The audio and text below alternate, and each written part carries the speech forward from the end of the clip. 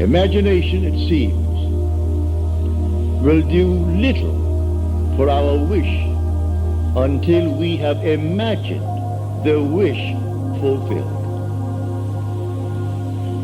As Shakespeare said, it hath been taught us from the primal state that that which is was wished until it were. So you and I want something, and we define our objective, how to realize it. If this power is within us, then we are the operant power. We do not seek anyone on the outside. It's simply within us. Well, how do I operate it? If I could put it in this simple little phrase, the subjective appropriation of the objective hope is the way to success. It's imagining as if it were true. What would the feeling be like if it were true? So I start from the feeling of the wish fulfilled. I must begin by feeling that I have already arrived. I have already achieved my goal. And catch the mood that would be mine if it were true, and then wear that mood. If I wear that mood as if it were true, I'll realize it in my world. A friend of mine who was here tonight, she thought that she had failed this past November in her visit to Pittsburgh. Friends of hers that she knew well, and they were a little bit down because of the seeming recession. One friend had worked for 27 years at Jones and Lockton, one of the great big steel firms of our country.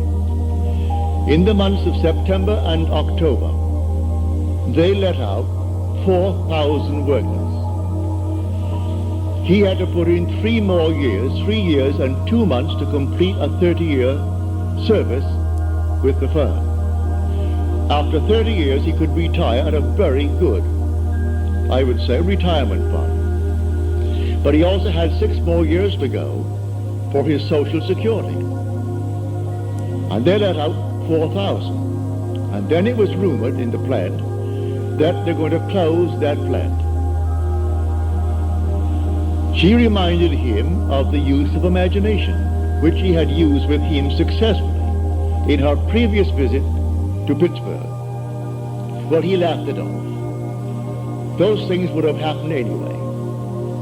She reminded him of 6 distinct requests on his part that he thought he could not realize. Every one came to pass, as she reminded him. And then she took a vision of mine and explained it to him. She said, you know what I told you the last time? That Neville had a vision.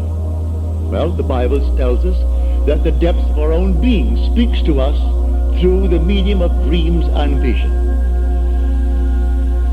So here in this dream of mine, call it a dream if you will, it was just as real as this, I was taken in spirit into an enormous mansion. And here, 3 generations were present, but one was invisible, and that was the grandfather. The father was explaining to his children the secret of his own father's success. So there was the grandfather now departed from the world, leaving behind him an enormous fortune for the benefit of his son and then his grandchildren. And so the father said to the children, grandfather used to say, while standing on an empty lot, I remember when this was an empty lot. Then he would paint a word picture so vividly of what he intended to do with that empty lot, that it ceased to be an empty lot, and you saw the structure that he intended to build. But he acted as though it was already a completed act. He began with the feeling of having arrived at his ideal for that empty lot. Then I woke on my bed, and I recalled the dream, and I knew that the depths of my own being had constructed that scene to instruct me. Here is one facet of the great use of this power called imagination, which is God. It was too early to rise, so I went back to sleep, and I redreamed the dream. This time, I am the grandfather. I am not the father telling the story. I am not an eavesdropper listening to the story as it was told in the original dream. I am now the grandfather. Then I would say to everyone, while standing on an empty lot, I remember when this was an empty lot. So she reminded him of this technique. Now she said, you are afraid that you might be let out after 27 years and 2 months in Jones and Lockton. I will now remember when you were afraid. I will remember when you thought it all came to an end. That's one. He said 2 years ago, I was interviewed, and I thought it a very good interview. But after 2 years, it has never appeared in the trade paper. And I wondered, what have they done with it? Have they simply forgotten it, mislaid it, or deliberately not used it? She said, I will read that magazine, and I'll be lifted up by it. It's humorously written, as you tell me. Well, I will take that book right now in my hand, that magazine, and I will read it, all about you. She went into 2 or 3 others. Then she returns. Now she's here tonight. She said, in December, I received the magazine.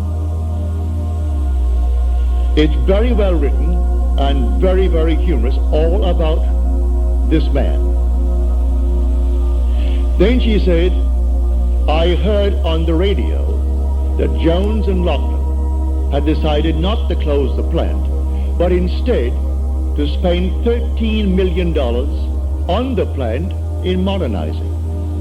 And then beginning January the 1st, to recall over 4,000 workers that they had let out. Now he is walking on air, but like all of these fellows, he will still forget it. He will still turn to a God outside of himself. This to him would have happened anyway. They would have spent the 13 million, brought back the 4,000. That thing that was found after 2 years and printed, oh, that would have happened. And man goes blindly on, worshiping a false God, because he does not know God. The only God is your own wonderful human imagination. The only name forever and forever that is his name is I am. So that is my name forever. So when you come to the people of Israel and they ask you what is his name, just simply say, I am. That is who I am. And by this name I shall be known throughout all generations. There is no other name. You cannot separate I am from yourself. That's your essential being. And when you say I am, you are all imagination. You cannot stick imagination on the outside and point to it. So you do not observe it as you observe the fruit of imagining. You do not observe imagination as you do objects in space, because you are the reality that is called imagination. This is what we teach here night after night. Now you can test it. What would the feeling be like if it were true that I am now the man that I would like to be? What would the feeling be like? Catch the mood. For the mood determines the fortunes of people rather than the fortunes determine the mood. Man puts it just the opposite. If I had $1 million, he said, oh, I would feel so good. Now, feel as you would if you had it. Catch the mood. and the mood will create that objective hope, if that is your hope. What would the feeling be like if you were now the person you want to be? And catch that mood. And wear that mood as you would a suit of clothes. And that mood will actually create an objective state that reflects that mood. That's what she did. She put herself into a mood, actually feeling that she was reading a story of her friend. And here it came. It's a complete spread, 2 full pages, all about this man. And then a little news bulletin on the radio, and then confirmation from him, and a telephone call from his wife, confirming the news bulletin, that they're all back on their job, and here now, as he said, for years, after 27 years, I walked through that plant, and I thought I'd go crazy. I wanted to climb the wall because of the noise. When I heard the hammers, and the bellows, and the furnaces, and all these thousands of workmen, that constant din, I wanted to climb the wall. Now, after 4,000 were let out, my footsteps echoes through the entire area. I would like to run and scream, running towards my office. What he does in the plant, I do not know. But if he goes towards his office, undoubtedly he has an executive position in that place, and is not working at the furnaces. But he said, you can't imagine when 4,000 were let out, how empty the place was. And everything simply echoed, and my footsteps seemed like some thunderous thing as I walked through that plant towards my office. And many a moment I wanted to simply jump up and start running. It seemed so empty. She said, all right, that's something. I will remember when. And she applied that technique. When your footsteps scared you and you wanted to run towards the office. Now it's the clangor all over again. So I tell you, I know from my own experience that these moods, you catch a mood, I could tell from the mood that possessed me through the day that I would meet a certain character. And I met that character. It may be someone I knew or some total stranger, but I could tell from the very mood that possessed me, I'm drawing into my world an affinity with that mood. You can catch a mood and create the world that is in harmony with the mood. Anyone can do it. In fact, you're doing it morning, noon, and night anyway. So when you turn to some external God, you are turning to a false God. There is no external God. Every child born of woman is God incarnate. If man only knew that, there could be no war in the world. Killing man is killing God. For every child born of woman is the incarnation of God. Whether you be black, yellow, pink, white, or any other color, there is no other being in this world but God. So the incarnation takes place every time a little child is born and it breathes, and you spank it to get it to cry. That moment was the incarnation of God. And how can you kill him? How can you hurt him? Just teach him and show him what power is latent within him. For the whole vast world aches for the awakening of the imagination in man. But here tonight, let us keep it on this level. And on this level tonight, when you dream of some wonderful objective in this world that is not yet realized, realize who the dreamer is, and the dreamer is God. And by dreamer, I mean your own wonderful imagination now. A daydream. That's God. That's God in action. Now, do not let your reason and your senses dictate what is possible. All things are possible to God. So suspend for a moment your reason.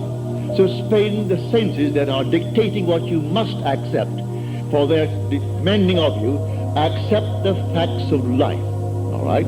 If you could accept the facts of life and let reason dictate it, you'll never go beyond where you are.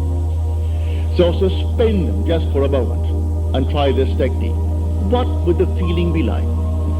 How would I feel if it were true that I am already the man that I would like to be? And if I am, how would I see my friends, and how would they see me? It's all within us. So let my wonderful human imagination see them as they would have to see me if it were true. Bring them into my mind's eye and let them see me, and let them talk to me, and let them congratulate me on my good fortune. And don't duck, accept the congratulations of your friends, if they really mean it. Actually play the part all within yourself, and then believe it 100%.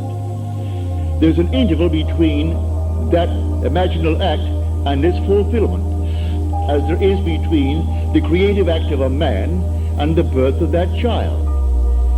Every little thing has an interval of time between the act and its fulfillment. A horse will take 12 months. A woman takes 9 months. The little sheep will take 5 months. A chicken will take 21 days. There are intervals of time. So the Bible teaches every vision has its own appointed hour. It ripens, it will flower. If it be late, then wait, for it is sure, and it will not be late. Different intervals of time. So it may take me a longer time. In this case with this man, 2 months to bring back 4,000 who were unemployed.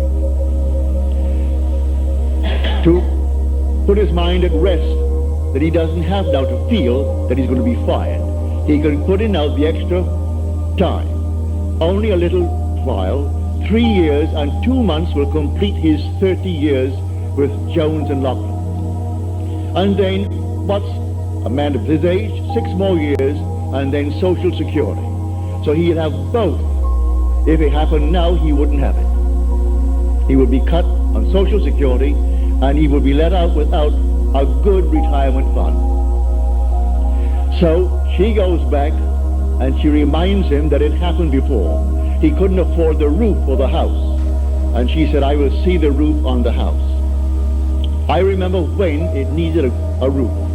And so she simply she told him, I recall telling you, I remember when he needed it. Well, soon after, something happened in his work. He got the money, and the roof is on. The wife wanted an organ, couldn't afford the organ. All right, she said, I remember when you didn't have one.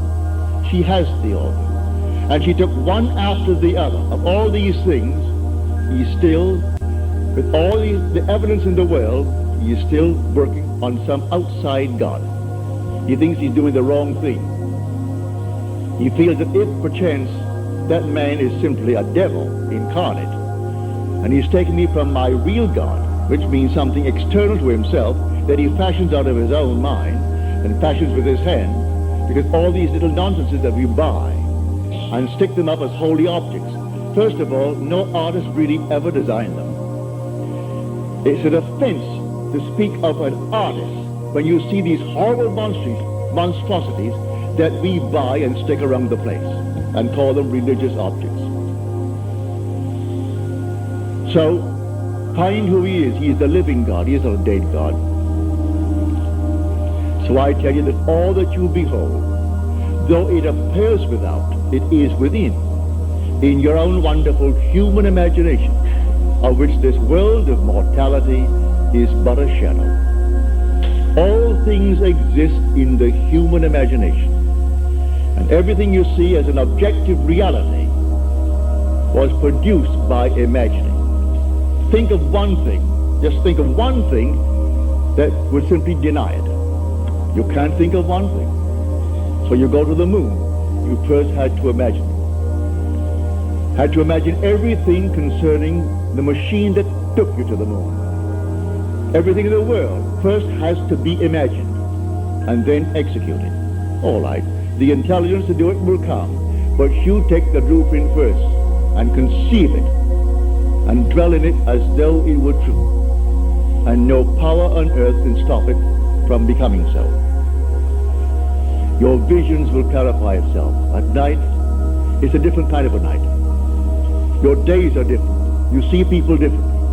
You can't walk by any man and not see him God incarnate. You can't do it.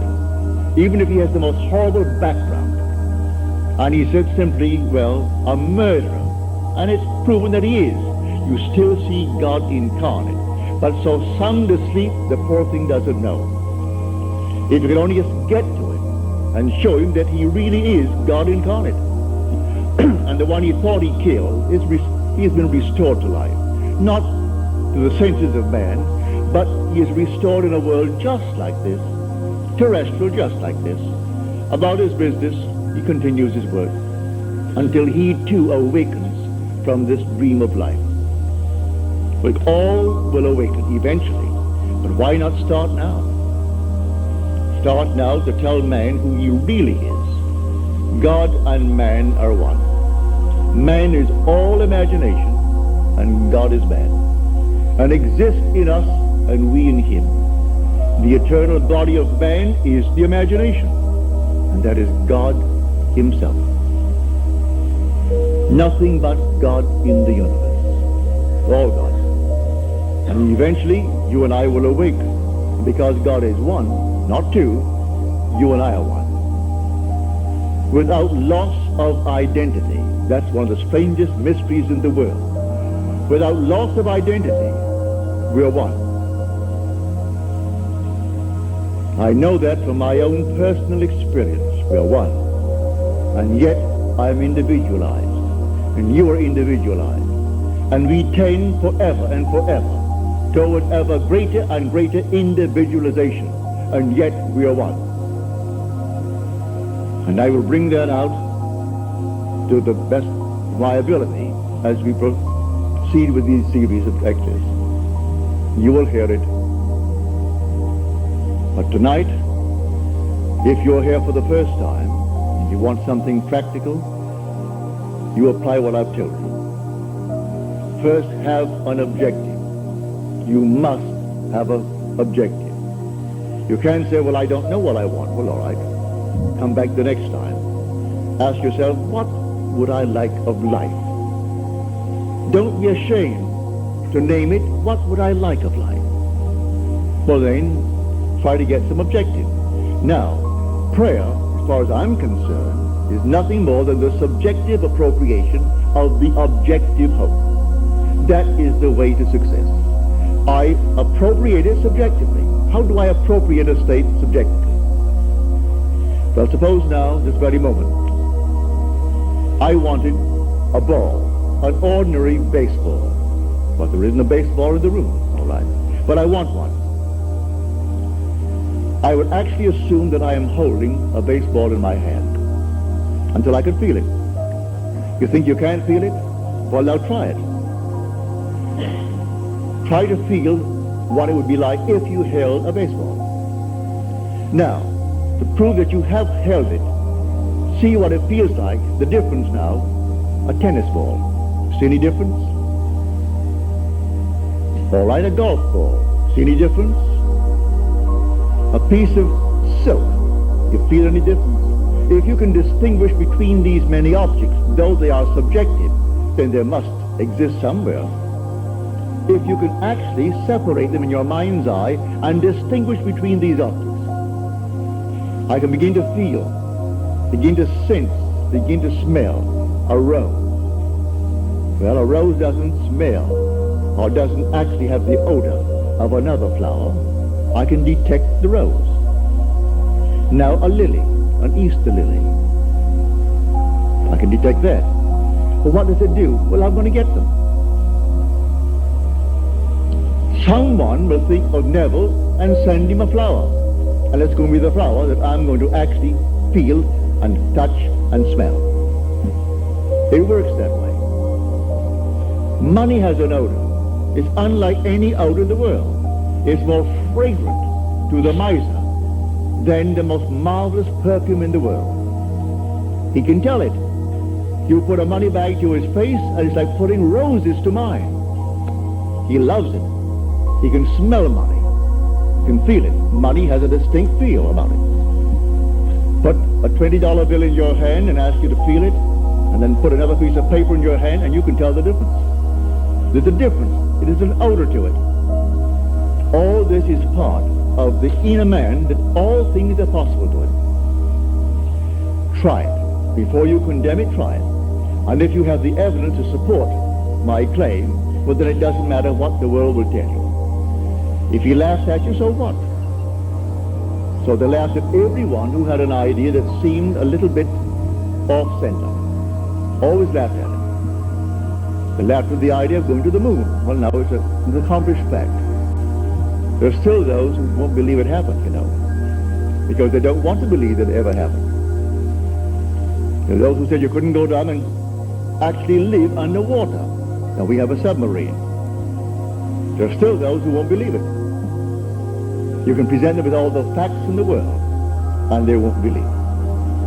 So I tell you, you try it first. And if it proves itself in performance, it doesn't really matter what the whole vast world thinks. Go about your Father's business, which is yourself, and then live a full and wonderful life in this world of Caesar. And the day will come, you will actually depart this world. I mean this age. Because those who are departing it now, unless they are awakened, they still find themselves in a world just like this. But those who have awakened, who have experienced the second birth, the birth from above, find themselves in an entirely different age, where they're all imagination.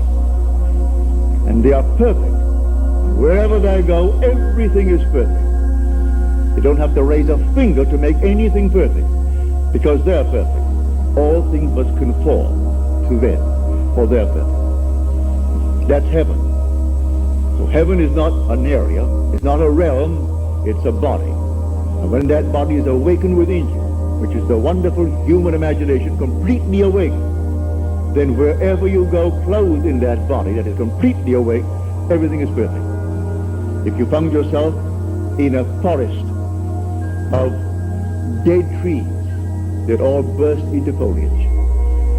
In the desert, they would all bloom like the rose. Because you are there.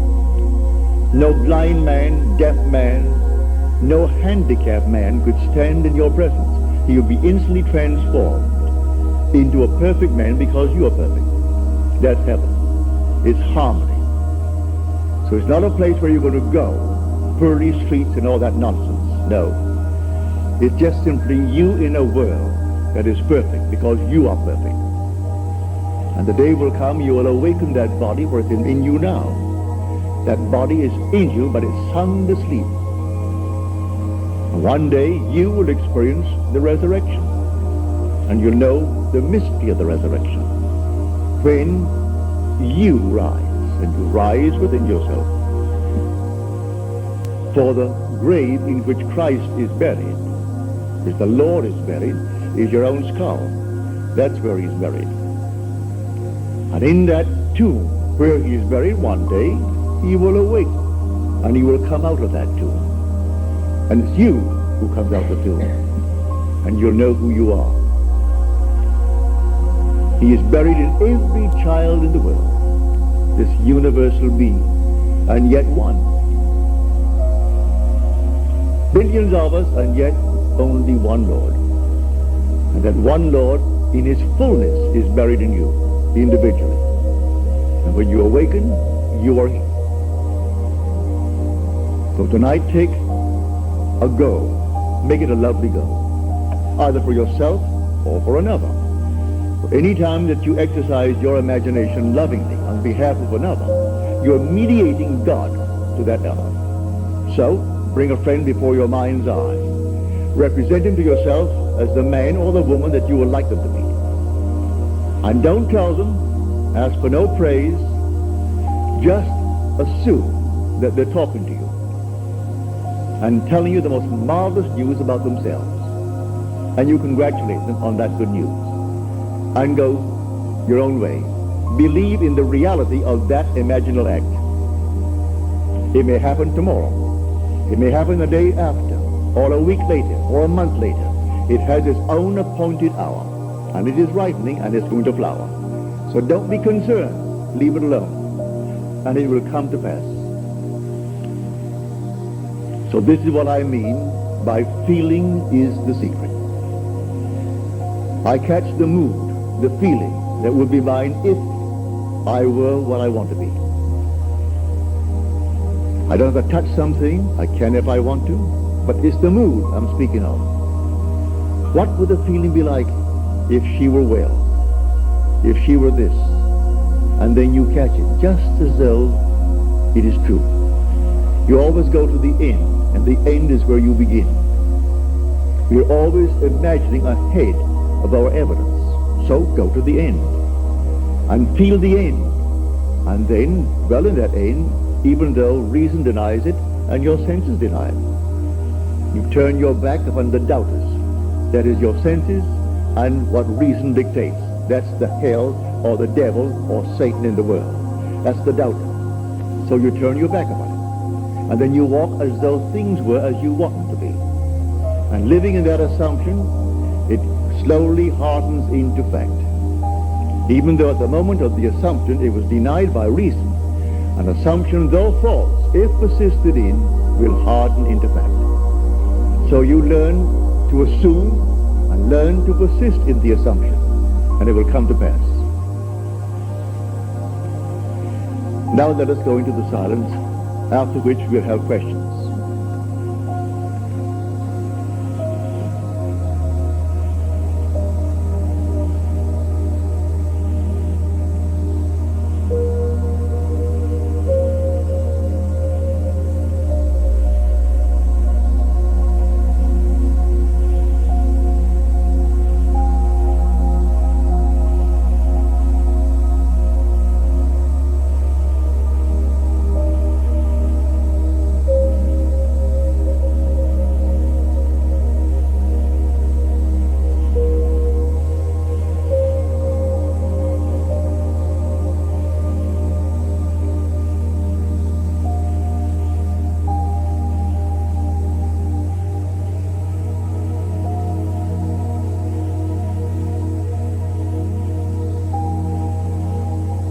Good. Well, I hope you call it good mood. It'll work. Now, are there any questions, please?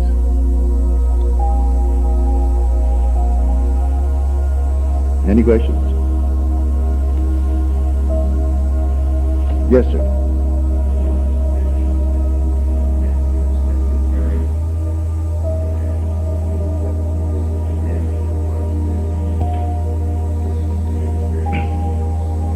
Well, to answer your question, I must go back and explain it to those who are here for the first time.